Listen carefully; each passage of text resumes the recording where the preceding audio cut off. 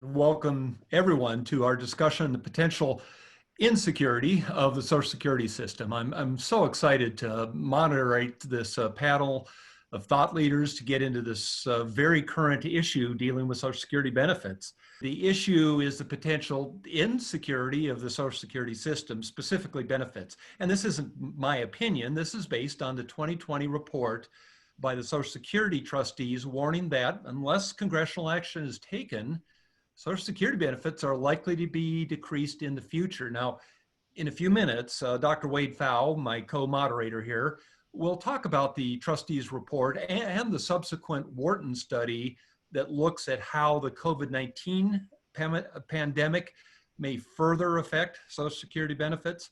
But first, let's kind of set the stage. We're so excited to have our two guests. Kent Conrad can look at this issue both as a longtime U.S. Senator and currently as a co-chair of a commission on retirement security. And Heather Schreiber can help us consider this issue from a retirement consulting standpoint. I want to welcome both of you. And I might as well ask Kent, why don't you tell us where you are right now? I think the audience might enjoy your tale of woe. Well, I was supposed to be in Washington to do this broadcast, but unfortunately, our ceiling sprung a leak in Sarasota, Florida, and the first roofing contractor made things worse. So then I had to add another set of roofing contractors, and that didn't happen until Tuesday. So then I had to get on the road to go to Washington. We're driving because of the virus, and we are now somewhere in southern North Carolina. And this is true. I checked into a Holiday Inn. So I could do this broadcast just for an hour and a half. So that makes me an expert in whatever we talk about.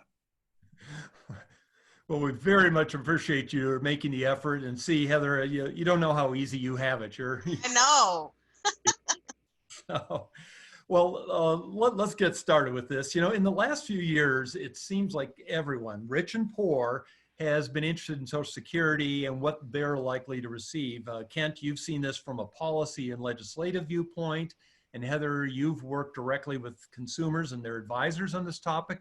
So why all the interest in Social Security? So I thought I'd start with you, Heather. Why are Social Security benefits such a pressing issue for all individuals? And as a follow-up question, has the pandemic caused a greater cause for concern with respect to Social Security planning? Yeah, I would say, why is it a pressing concern? Well, 90% of us at some point or another are going to collect Social Security benefits. So I'd say that creates an interest in the system.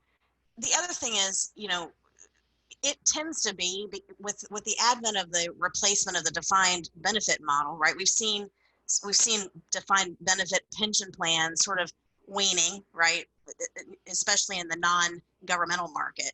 And that's being replaced with a defined contribution model. So what that says is there's a shift toward replacing the lion's share of the responsibility to the employee to save for retirement. And a lot of folks aren't saving. They don't have the right advice. They don't even really have a realistic view of what they need to save.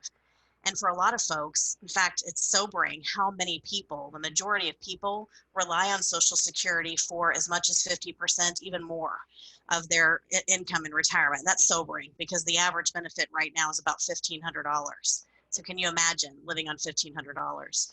And so I think that there, has been a real interest in the last several years. We saw the influx of baby boomers, and there's been a lot of press about Social Security, about the status of the trust funds. The COVID-19 crisis, does that heighten awareness, heighten the insecurity factor? Absolutely. I think it does. And depending upon how long this has an economic toll, it could be, it could definitely change the results of the most recent trust report. Yeah, and we'll talk about that. Well, Kent, you've dealt with Social Security since the 1980s, I know, particularly as both the chairman and the ranking member of the Senate Budget Committee. What do you think drives this intense consumer interest in Social Security these days? I think Heather really spoke about it in an effective way. If you think about it, about half of retirees are 50% or more dependent on Social Security. 20 to 25% of retirees are 90% dependent on Social Security. So, you think of how vulnerable these people are and how dependent they are on Social Security. And I know there are people who say, well, those studies are not valid because they understate the contribution of defined benefit and defined contribution plans. But there have been 3 recent analyses done that all make the point that these numbers are valid. Half the people, more than 50% dependent on Social Security in retirement, 20 to 25%, more than 90% dependent on Social Security. So the hard reality here is the vast majority of people need Social Security, are going to rely on Social Security for some significant part of their retirement income. That's reality. And, we're going to talk about the long-term safety of Social Security because it's so important. But it would help, Kent, if you would first explain how, from a regulatory basis, the security system works. I mean, what can the Social Security Administration or the president do as far as rules and benefits, and what part of the system is really the responsibility of Congress?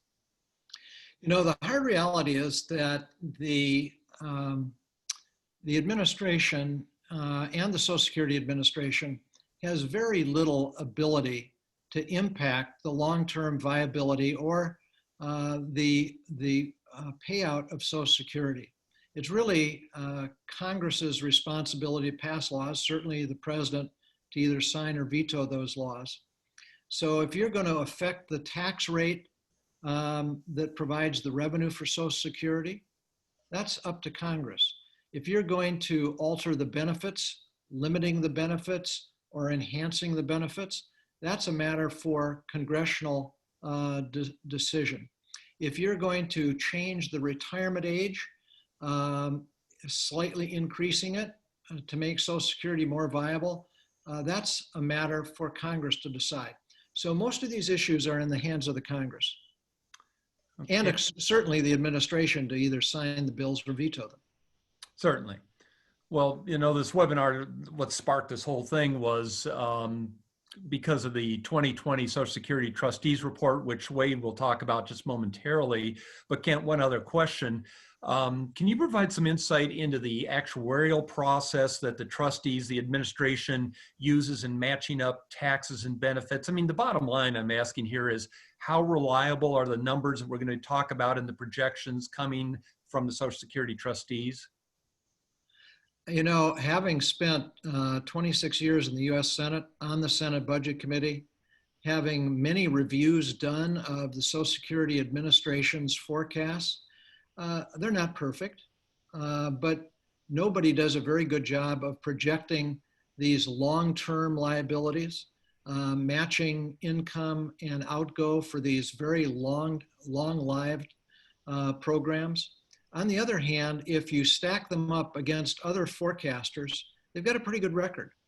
And so I would say these numbers, are they going to come exactly true? For example, is Social Security going to be insolvent by 2034, or as Wharton now indicates, maybe by 2032?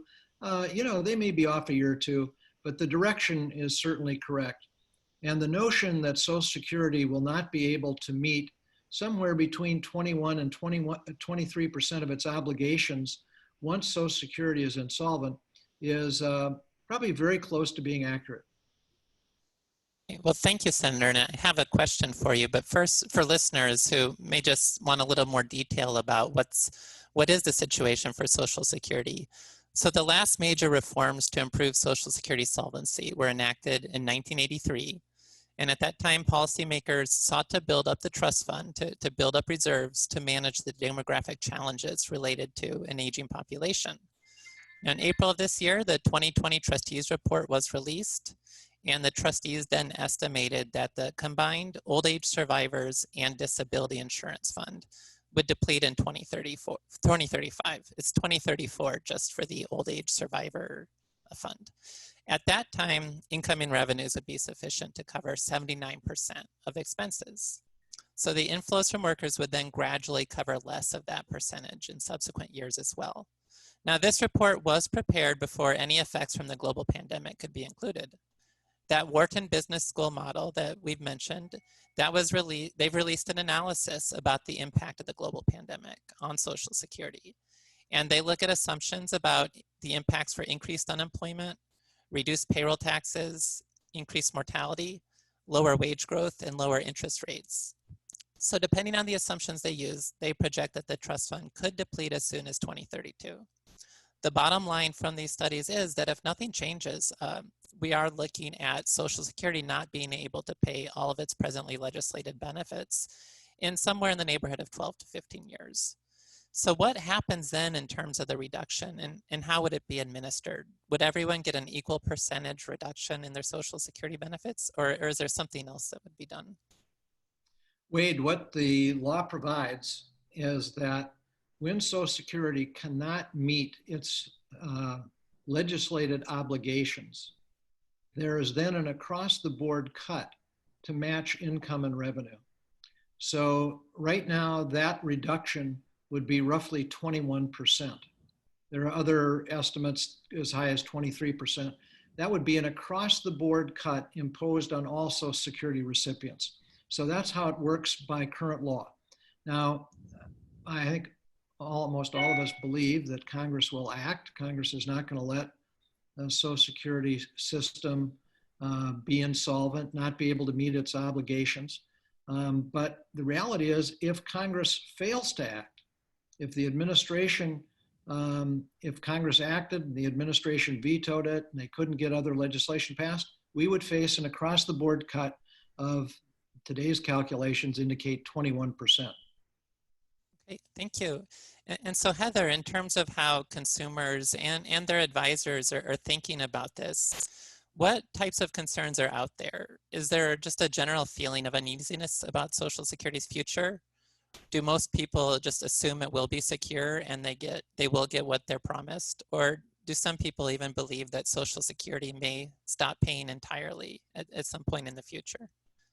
Yeah, I think that it depends upon the age. I've heard all the gamut of those emotions with respect to, widespread panic, particularly I've seen people that are getting close to retirement. Hearing all of these, the trust fund conversation and the caveat that unless something is done congressionally, we've got problems, that's been going on for a while. And so the question has obviously been raised to people that are approaching retirement are concerned about it. Not as much though. I think the folks that are much younger, that have a longer time horizon, are the ones that say, I shouldn't even plan on it. I don't think that is the way it's going to go either. I think that too many people, like Senator Kent said, too many people rely on this. It would be not a good idea to just do away with the system that we've had for this many years. But I do see, people concerned about it.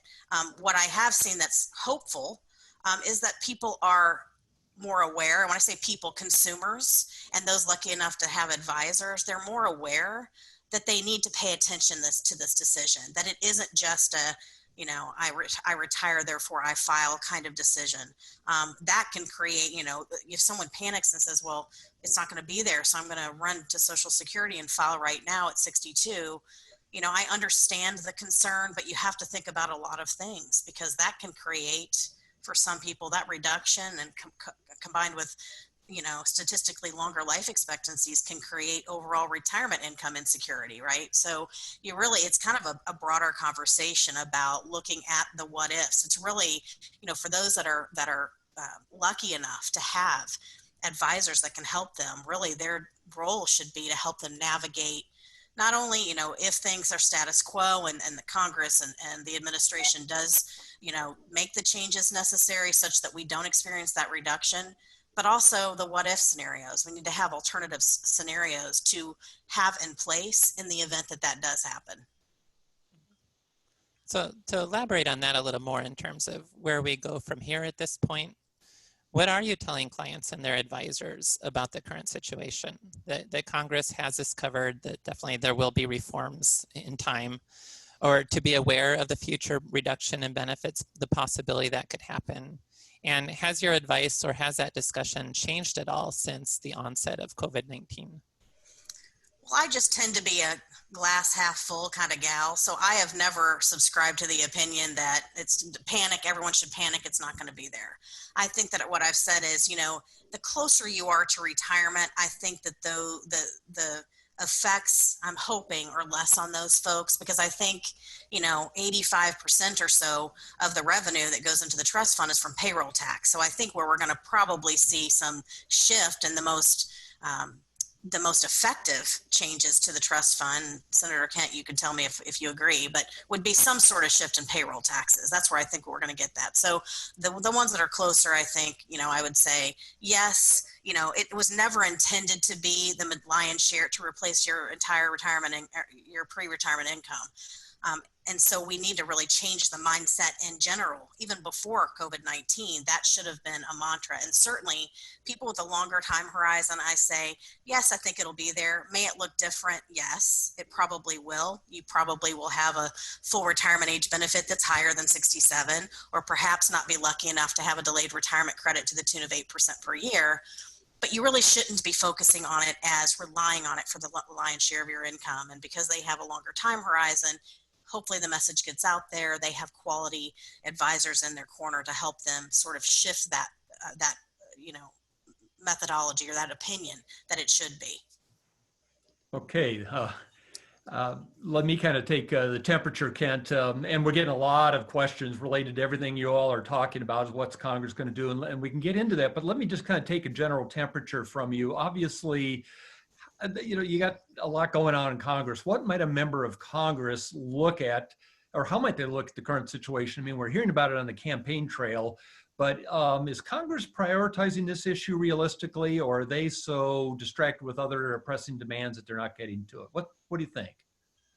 I think the situation in Washington is so toxic. I think the situation there is so consumed by the day-to-day back and forth that the focus that needs to be put on Social Security is simply not there. And I say that with regret, because I think this is one of the major societal issues facing us. And as I told my colleagues repeatedly as chairman of the Senate Budget Committee, it's a mathematical certainty. The longer you wait, the more draconian the solutions are going to have to be. And this problem is sufficiently large that in my judgment is going to take working on both sides of the equation. That is, it's going to take more revenue, and it's going to take benefit changes, some combination in order to solve this problem. And it can be solved. The Bipartisan Policy Center, where I co-chaired a commission on retirement security, 19 members, totally bipartisan, came up with a plan that balanced Social Security, kept it solvent for more than 75 years, and left everyone better off than if we waited to have a 21% across the board cut. All right. Well, in fact, we're getting a lot in the chat room about this proposal, that proposal. So let's actually think about that a little bit. I'll start with you, Kent, but just to kind of itemize some of the ones we're hearing as possible ways to do exactly what you're talking about. One is obviously changing how the cost of living adjustment is done, using a different index. Change CPI, for example. Yeah, that which they've already done in the tax law dealing with the state and gift tax. So it's not like it hasn't already been done by Congress. Increase the earnings cap for FICA, or even the rate, go beyond 6.5. Increase the amount of Social Security benefits that are subject to federal income tax. That's a certainly important one that gets it more and more means tested. As you mentioned, Heather, increasing the full retirement age, or using a different approach, maybe taking away the attractiveness, the 8% as you go towards it. So before we get into what you think should be done, Senator, any other ideas that are being floated that have legs at this point? Yeah, I think there are. I think when most people really focus on this, they conclude it's not enough just to make Social Security solvent. We also need to fundamentally change. As I said, the commission that I co-chaired, totally bipartisan, concluded after a year and a half of work that you really had to lift the bottom end, the bottom 20%, the bottom quintile. You had to make their benefits more generous. as part of a long-term solution, you had to go to the top quintile, the top 20%, and ask them to take somewhat less than they're scheduled to receive, but more than they will receive if nothing is done. And at the same time, understand that when people lose a spouse, they are often plunged into a very difficult situation because they only retain the Social Security payment, the higher of the two, when one spouse dies. So one of the things we recommended is that you'd keep your own Social Security benefit and 2/3 of your deceased partners as a means of dramatically reducing elderly poverty. And by the way, it did, our proposal, according to the Social Security Administration, reduced elderly poverty by over 1 million people. So I think it's going to take some combination of additional revenue, reduced benefits to those who are most fortunate, and at the same time, trying to have fundamental reform that lifts that bottom 20%. You know, we're in a situation which some 40% of the American people say they'd have a hard time coming up with $400 for an emergency car repair. And those people certainly are not saving for retirement. They're going to be even more fully dependent on Social Security. That's a real warning signal to all of us. Thank you, Senator. And Heather, are you hearing any other ideas about ideas for proposing reforming Social Security? Any other thoughts or rumors? Do people generally think Social Security fixes will involve losing benefits, or are they treating it more as like business as usual because it'll be other mechanisms like payroll taxes and so forth? Yeah, I definitely don't think for the majority that it's business as usual. I think most people are concerned. As far as rumors or other opportunities to increase the sustainability of the trust funds, I've heard, and Senator Kent, you can tell me if you've heard this, changing the definition of covered earnings to include things like contributions to Section 125 plans, flexible spending accounts, even the employee and employer premiums to employer-sponsored life or health insurance, things like that. The other thing I found interesting was a proposal that I read to tax, in addition to the 3.8%, impose an additional tax on net investment income under the Affordable Care Act. I've heard that as well. But mostly the ones I've heard, besides obviously benefit reductions in some places or increasing full retirement age, have to do with ways to increase payroll tax revenue. Great. And so, Senator, I think you may have already described the kind of reforms coming out of your work with the Bipartisan Policy Centers Commission for the Social Security reform. Is that right? Or do you have any other ideas or thoughts about what you think should be done to protect the safety of Social Security? Yeah, Wade, we spent a lot of time on this and very intense debate. As I say, the commission had 19 members, fully bipartisan. At the end, 18 of the 19 agreed on a set of proposals that included increasing the revenue by raising the cap and also increasing the rate. Very modestly, but even modest increases on these big bases make a big difference over time. We also proposed increasing the age for full retirement, again, very gradually over time.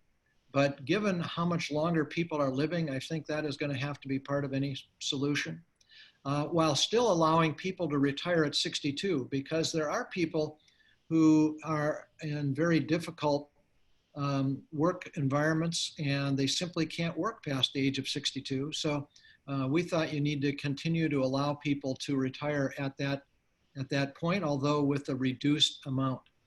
On the cost side, we also advocated a change in the calculation for the inflation adjustment to a change CPI, or the superlative CPI as some call it. Again, these make modest changes, but when you add up a whole series of modest changes on a base as big as Social Security, it makes a very large difference over time. So those are the kinds of things I think are going to have to be done. Almost every one of them is controversial. But when you say, no, you can't do that, no, you can't do the other thing, pretty soon you can't do anything. So I would really urge policymakers and those who influence policymakers to keep an open mind on what's going to be required to actually solve this problem. Well, thanks. And I will say we certainly have brought up a topic that people are interested in, because I kind of lost track of the chat room questions after 80. So yes, literally. I'm trying to monitor them as we're going along, and we are catching a lot of the questions. But one of them is what we're transitioning into anyway is, okay, great, but we have clients out there. What do we do about it? So let's talk about the actual on the road working with the clients factor. And Heather, I thought a good way of dealing with this is to look at it from a couple of different lenses. First of all, proximity to retirement age, as you've already mentioned, and then the individual's income level when you get into means testing and those kind of things. How should these different cohorts build Social Security into their own retirement planning? And maybe a way of looking at it, do it however you want, but is, high income people who are either retirees or near retirees versus low income people who are retirees or near retirees, versus the younger people who might be low income or who might be high income but have many years. So how do you go about building that into the system, given all the uncertainty we just have discussed for the last half hour? Yeah, so let's look at higher income near retirees. I mean, I think that, like I said, I think that if any changes that come would be phased in. And I think that they're less likely to feel the effects of some of the other things that might happen in terms of higher taxes. And if they're higher income, presumably they have other assets, and so they're not as concerned. But those that are near retirees that do rely on this, that's a concern. And I think that taxes overall, I mean, I know we're talking about Social Security and the potential of changing the Social Security taxation formula, but taxes overall are a glaring concern as in retirement and just in the future. And so I think, trying to work through, trying to make their money work as best that it can, whatever they have. I mean, some people, like Kent said, they don't have a whole lot. Some of them are relying on it for 90%. So it's a concern. I mean, the most obvious concern right now is we're looking at a cost of living adjustment probably for 2021 that's maybe half of what we have this year. So that, from the immediate is looking at, really dialing back expenses for people that are either in retirement and collecting Social Security or approaching it. It's really kind of making that money work as well as it can. For people that are longer time horizon, again, the mantra should be COVID or not COVID. It was never intended to replace the majority of your income and your pre-retirement income. So, what we can do as advisors and consultants is educate people to say, look, the landscape of retirement is changing. We don't have that wonderful pension formula anymore. Some government workers do have it, but most people don't have access to a pension. And so we need to look at this in a broader scope and say, okay, now, spend less and save more is what really the message needs to be. And I think, the help that, advisors can give in this area is critical. The one thing I can say is what I find hopeful, and I don't know if I've already said this, but in my work with consumers and financial advisors, I see more and more consumers concerned and craving information about what they should do. And that's huge. I think, my heart goes out to the ones that don't have access to a financial advisor, a tax advisor that can help them sort of navigate what they should do, because those are the folks that usually suffer, that usually maybe might hit the panic button without knowing the long-term time horizon of that. So I guess my point is, in all stages, it needs to be, the best case scenario needs to be planned for, and the worst case scenario. I think creating alternative strategies for the what ifs is what's most critical. Well, let me get kind of specific with that. So we're out there, we have clients, and we're trying to figure out what to advise them. I just literally yesterday talked to a very good financial advisor who said what he's doing is building in that if you're a current retiree, we're just going to assume the same benefits as always. If you're within 10 years of when you go on Social Security, we suggest, they make it an option with the client, that we run it with a 25% haircut And if it's somebody more than 10 years, just to be safe, it's a 50% haircut. And then they can, run some alternatives. Now, another one I talked to, and you and I have discussed this separately, has not built it into a software system because he is concerned that the client is kind of going to be either black or white with it. If you say to get a haircut, then that means you're not going to get anything. And so what he advocates is more for an iterative process where he say, let's work with the benefits as they are now, right now. So you take what you have now, but then we'll talk in 10 years. What are you hearing? I mean, you're out there, you're working with advisors. Any thoughts on either software or other ways that it's being approached? Well, I like the financial advisor that you mentioned. I really like that idea. I think that, definitely putting some guardrails in place for the what if, and assuming, again, we're going to see, hopefully we'll see changes before we get to the 10-year, right? As Senator Kent said, I mean, we need to mosey on and make some changes. But I think for now, when we're planning for people that have a longer time horizon, I think it's reasonable to show maybe what it would look like if the trust funds are restored and it's becomes, again, solvent, assuming it becomes insolvent as projected. But definitely include those, the narrative of, okay, what if, let's take 25% away and just see and make a plan for that. As far as software, I haven't seen a whole lot. And I know, Wade, I think you mentioned seeing one that did give an option for, okay, do you want to assume a reduction in benefits and at what year do you want to see it? I haven't seen that personally. I think that the individual that you spoke to is probably on the majority side of software creators that think, what, if we do that, it might create, a perception by the consumer that this is going to happen. And so I haven't seen that, but I think definitely creating more than one solution, more than one alternative that makes assumptions both for solvency and for just assuming that it does have issues down the road is a good idea. Well, Senator, I see you shaking your head. What should they be doing in North Dakota?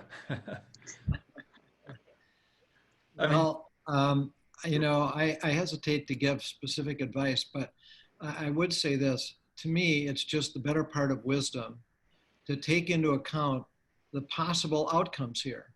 One possible outcome is that the scheduled benefits continue as projected. That's certainly possible.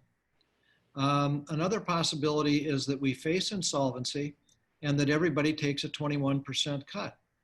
And those cuts aren't delayed. Those cuts happen immediately. So 12 years from now, if Congress fails to act, nothing is done in the meantime, everybody is going to take a 21% cut. That's 12 or 14 years from now.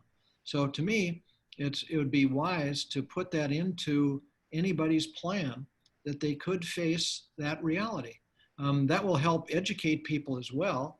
And perhaps by them being better educated, they can put some heat on their representatives in Washington to get serious and get this job taken care of. It helps. Well, let me ask you one more before we get into some of the, you've covered many of the questions, but by the way, we blew through the 100-question ceiling. So, and Wade, if you'll help monitor these as I go along too, because we're about to get there. But one last thing for you, Kent. What should consumers take away from this challenge? And what should they be doing about this in terms of advocacy and personal planning? I mean, in other words, should they be calling their congressman? Those kind of things before we get into some of these specific questions from the audience. I tell you, when I was in my last 2 years in the United States Senate, almost every day a song went through my head by a group called Blue Magic, and it's called Sideshow. And after we're done with this, I'd urge people, go Google Sideshow by Blue Magic. Let the sideshow begin. Hurry, hurry, step right on in. Can't afford to pass it by. Guaranteed to make you cry. That's how I felt my last 2 years, because we have these big challenges like Social Security, and our representatives in Washington are not being sufficiently serious about dealing with these things. Instead, they get caught up with every sideshow, with every tweet. and are not focused on the things that are really going to make a difference to the lives of many of the people they represent. So for advocates, for citizens, for financial advisors, I'd urge them to put pressure on their representatives to start solving some of these vexing problems America faces, and Social Security would be very close to the top of the list. Well, that helps. Let me get into some of the questions for all of you there, because there are quite a few. A few of them came up that are some other ones that have been proposed, and I wanted to see if you had any others. I know, Wade, that you and I've talked about some. Obviously, during the Bush administration, they talked about privatizing Social Security. That was one consideration. Wade managed to scare me to death last week when he talked about the idea of how do we put this? Okay, so what you would have is Roth would not be subject to tax because they said they're not going to tax it, but that would be included, like municipal bonds are, in figuring out the income for purposes of the thresholds for income tax on Social Security. I don't like that one. Those were some of the ones out there. The other one that occurs to me is there was a Democratic proposal last year where they would bring up the wage base incrementally up to $400,000, and they would bring up the FICA rate to 7.5%, but I haven't seen that recently. May I assume that those are just other things being talked about and they don't necessarily have legs? I wanted to bring them up, and a couple of them popped up in the chat box. So let me just respond. I would say this. I think a rate increase, a modest rate increase, does have legs. I think raising the cap does have legs, perhaps not to 400,000, but something well short of that. I go back to this commission where we had 19 members. We had the Democrat and the Republican public trustees on this task force. So the Republican and the Democrat. We had former Republican senators and congressmen, former Democratic senators and congressmen. We had former governors, we had mayors. And the consensus there was, yes, you need to do probably a disproportionate part of it on the revenue side, but you're also going to have to do benefit adjustments. This problem is so big, there's such a deep hole to fill, that you're probably not going to get bipartisan agreement unless you work both sides of the equation. True. And Heather, let me ask you one that I also meant to ask you as we go along. COVID-19. And so suddenly people have this huge need for liquidity. We really haven't talked about that hot potato issue that you're seeing a lot in the financial press these days. Should I retire early in order to get at my Social Security? How do you handle that really difficult question? Yeah, that's a toughie. I mean, you have individuals that either find themselves forced to retire early because they've lost their jobs as a result of the pandemic, or people that have health concerns. So these are very real issues. I think, I've been asked a lot about cash flow strategies with respect to people that just have an immediate need that can't be met. And so my thought there would be, you got to do what you got to do. I think if I were faced with, the idea of filing for Social Security early versus taking money out of my investment account that might be down right now, I would choose Social Security. Just because I don't want to exacerbate the whole idea of sequence of returns risk. If I'm having to continually draw whites down, that's a problem, right? But there are ways to get cash flow and also recover the decision. So for those folks that aren't forced into retirement because of health issues and their circumstances right now look dire but might change, then I would say, file if you have to, if you don't have another source of funds. But you also have the ability to withdraw your application. If you do that within the 12 months of filing. You can only do it once, right? But you can withdraw your application. Now, the stipulation there that may not work for some people that have cash flow issues is that you have to pay back all the benefits that you received, but that's at least one do-over strategy. The other strategy would be if you're beyond full retirement age, your intention before the pandemic was to wait. You can file now and request as much as 6 months of retroactive benefits, provided you're at least 6 months past your full retirement age. If you're 3 months past, then you can only go back to full retirement age, so you get 3 months. But that's a really quick way to file for benefits, request for up to 6 months of retroactive benefits to get immediate cash flow. I'd go beyond that. So if you're looking for just a short-term fix for cash flow, you file, you ask for the retroactive benefits, which you can do when you file online by putting it in the remarks section. Then, you know, if the cash flow is only a temporary need, then voluntarily suspend. Once you get that check in hand, voluntarily suspend your benefits and start earning what's currently now 2/3 of 1% per month or 8% per year. So you've really only lost out on 4% of delayed retirement credits and gotten the cash flow you need. So those are some common questions that I get, and those are some of the conversations that I've had. And let me pass on something that some people asked about the Wharton report, by the way, and the easiest way, we'll post it as well on our website, but it can easily be Googled. So just Wharton report on Social Security Trustees report.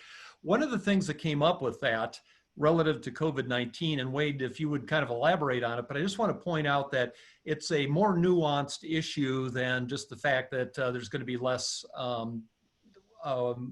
FICA tax coming in because of unemployment. What you have, a very unfortunate consideration, but it is a consideration, is mortality.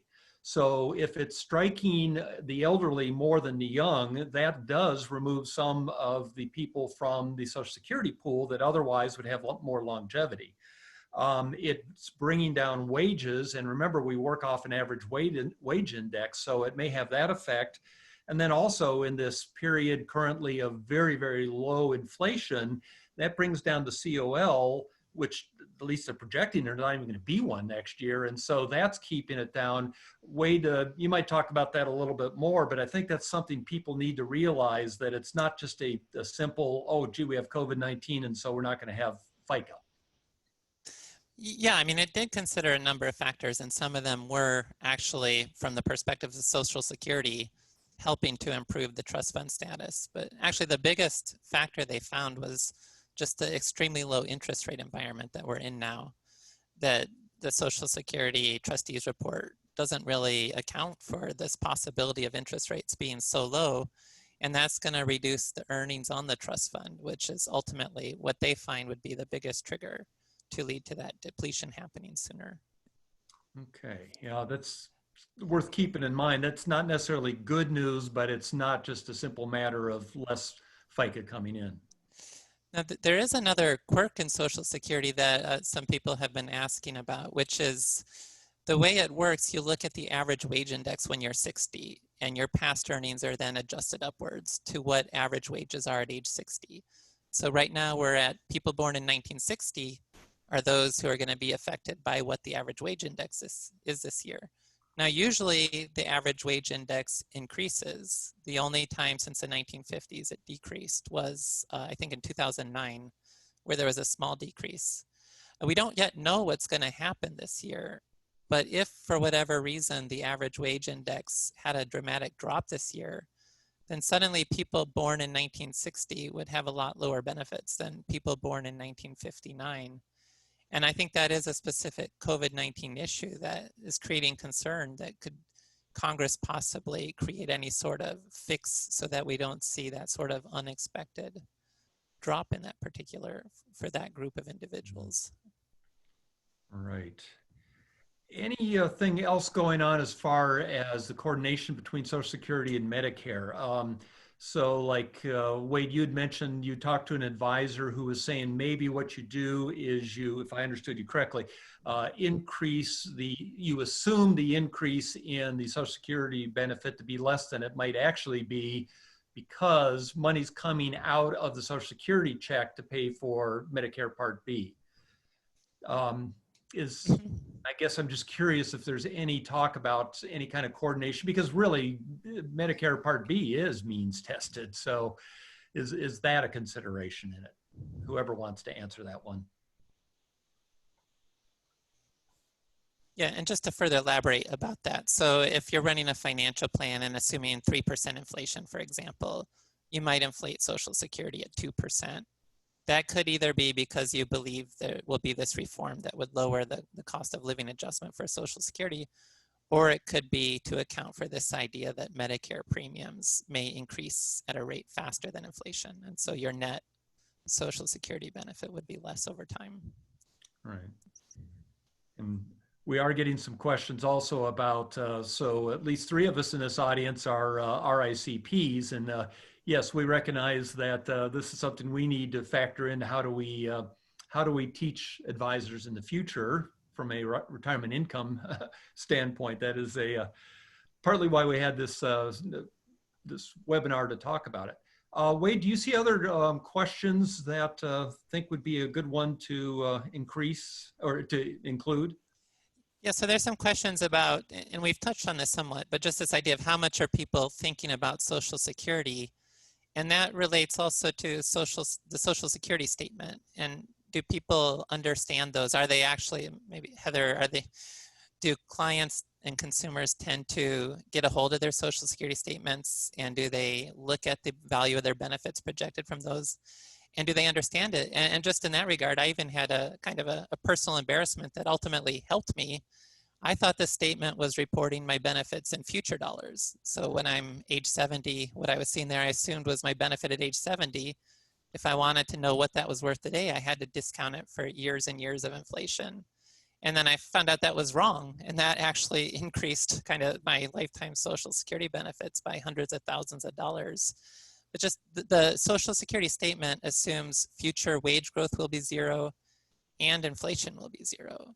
And so not only do you not see that inflation impact, but also if we do, as we usually historically have seen, wages grow faster than inflation. And when that happens, that's another reason Social Security benefits would be higher in the future. So the Social Security statement could be underreporting in that regard as well. And do clients who may get a hold of those statements understand these details? Are they assuming what the statement shows is the correct benefit for them? Do you have any insights about that more broadly? Well, I'd say that most people, well, I shouldn't say most, a lot of people don't have a clue what's on their Social Security statement because they don't even check. And so my advice is always, please, at least treat it like a credit report. Pull it once a year because it's based upon your primary insurance amount. Your benefit at full retirement age is based upon your highest 35 years of earnings. So for nothing else, make sure your earnings are accurately reported. But I think a lot of folks don't truly understand, Wade, what you said about what is it in today's dollars or future dollars. That's a common area of confusion. But I think what people don't understand is it's projecting. The further out you are from being at age, at 62, full retirement age, or 70, the less, I wouldn't say accurate it is, but it's making certain assumptions about the level of your earnings. So it's gonna calculate, each year that you have earnings recorded, your primary insurance amount is recalculated, even if you're taking the benefit. So I think those that have a longer time horizon tend to think, I can expect this, but what they're not understanding is if you have fluctuations in your income such that they go down, for example, it will affect that benefit amount. But other than that, one of the big things that folks don't understand is on the Social Security statement, the windfall elimination provision that sometimes affects governmental participants who have those pensions based on non-covered earnings, it is not factored in to the benefit. So that's another big surprise when people say, wait a minute, my estimate says this, and you're telling me I'm going to get a $480 reduction possibly. And so that's some of the things. So I think overall there needs to be more awareness of how that statement, what it reflects, how it could change in the future. Especially when using it to base future projections on how much of your income you can account for with it. Can I just say on that question, it's the bell curve. I'd say 20% of my constituents paid remarkably close attention to the statement. 20% paid no attention whatsoever. And there was a whole lot of differences in between. People, looking at them, many times being confused by them. Wade, I think you described it well. Current dollars versus future dollars, that really confuses people. I found in terms of responding to questions from constituents that so many of them were really left wondering what this meant to them, which tells me we need to do a better job with the Social Security reports that go out. I agree. I just want to mention, because now we have over 160 questions. Some of them are about the recording. This is working very well, and I appreciate the good work you're doing here. We will post the recording tomorrow. One question that I wanted to ask for whomever, probably Heather, you might start with. Wade was on a webinar with Mary Beth Franklin, and she said one of the problems right now is if you're going to use some of the cool strategies we've talked about, where you might elect and non-elect, the trouble is with COVID-19, Social Security offices have been closed. Any status on what's going on there from helping our clients on this? Yeah, so I agree with Mary Beth that that's a challenge.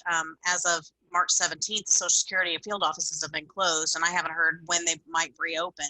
So a lot of stuff is having to be done online, but you can file for benefits on these strategies. I mean, filing online is relatively easy to do once you've established a Social Security account.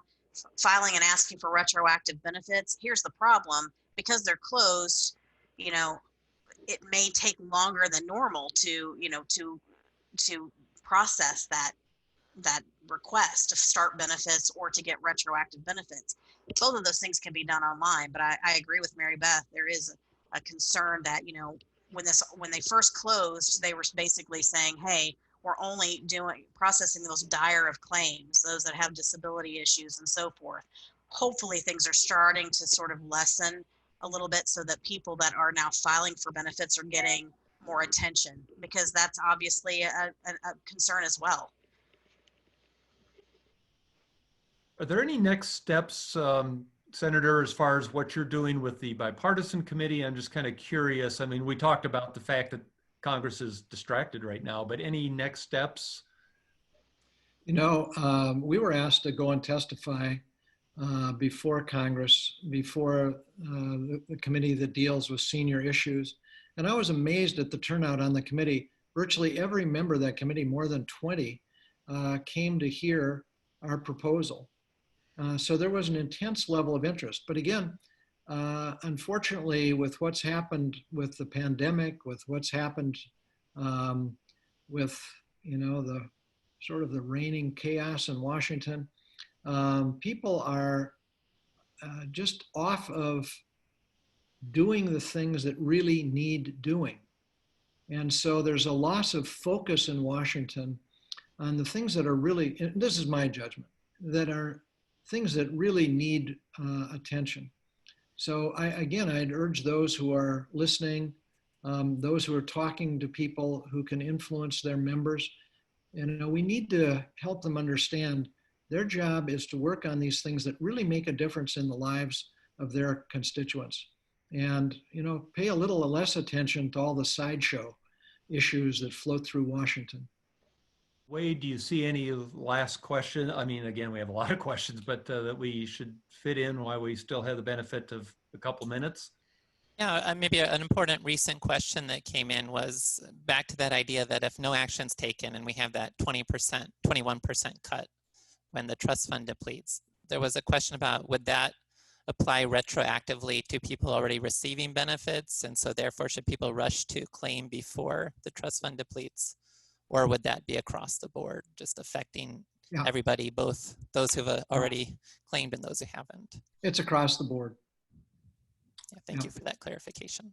What I would say is, and some of you that listen to these webinars on a continuing basis, I usually say I will get back on the questions we didn't cover. I'm not sure I can make that commitment when we have about 200 questions. Many of them, by the way, are, no offense, Senator, but the usual, well, if Congress would get its act together, and I'm not sure there's a good way I can respond to those, but we will do what we can to have some follow-up on some of these questions. In the meantime, I want to acknowledge that one of our panelists stopped in South Georgia and booked into a hotel for an hour and a half to answer these questions. And Heather, you took time from your busy consulting business, which I imagine is real busy right now, to do this. We very much appreciate the fact that you contributed to this, and I think we help raise the tide with it for everybody in dealing with the, I'll say it again, the insecurity of Social Security. Panelists, thank you so much, including you, Wade. This was a really insightful and enlightening discussion. With that, we are adjourned. Thank you. Thank you.